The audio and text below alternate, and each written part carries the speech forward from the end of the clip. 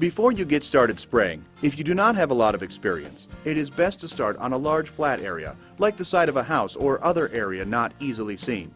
You can even just spray water for practice, but make sure you let the surface dry completely before painting with real paint.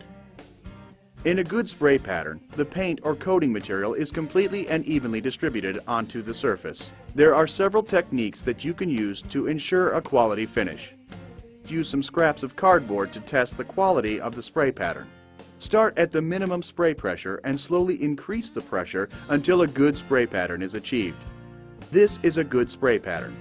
Notice that there are no runs in the pattern and that the pattern itself is smooth and even. If your pattern has what are known as fingers or tails, that is, an uneven finish such as this, then the pressure should be increased. Spraying at the lowest pressure possible while still getting a good spray pattern will save wear and tear on your pump and spray tip.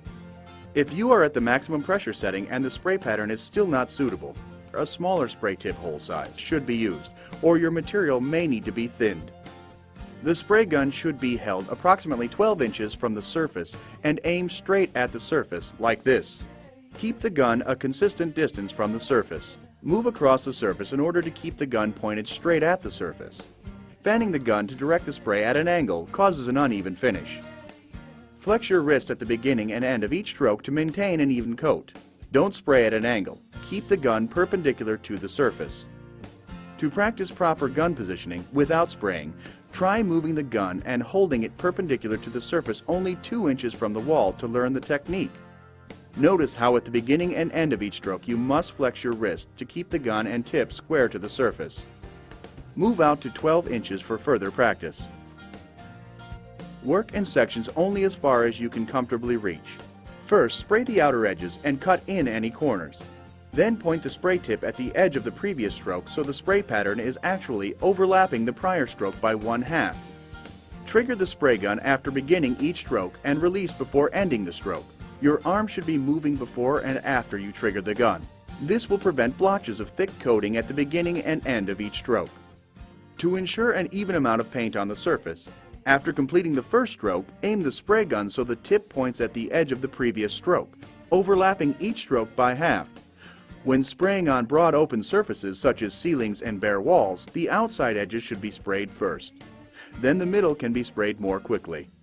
For inside corners, aim your spray gun into the corner, like this. Spray along the corner, painting an even amount on both sides. Typically, when painting, it's best to start at the top and work your way down. Begin by spraying any eaves or the underside of overhangs. The direction you spray is determined by the construction. As a general rule, spray horizontal and make sure you direct the spray up a little to spray the bottom lip of your siding.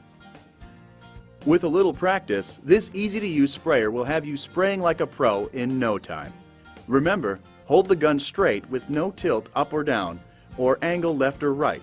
Have the spray gun moving before and after you trigger the gun.